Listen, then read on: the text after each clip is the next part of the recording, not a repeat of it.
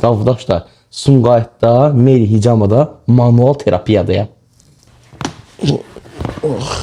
Piydən şaqqıldan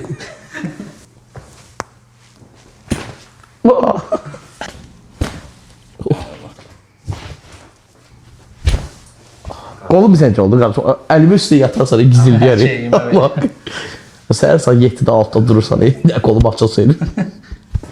Kravatı zada vurursan əlimi. Deyirlər bu manual terapiya var ha.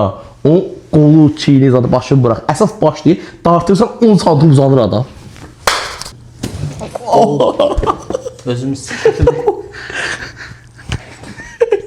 Oyda. Başım yok. Bədənim çəkildi qardaşım. Getdi ora.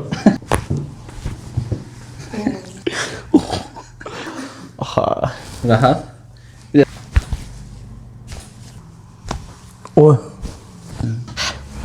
Eyvallah. Eyvallah.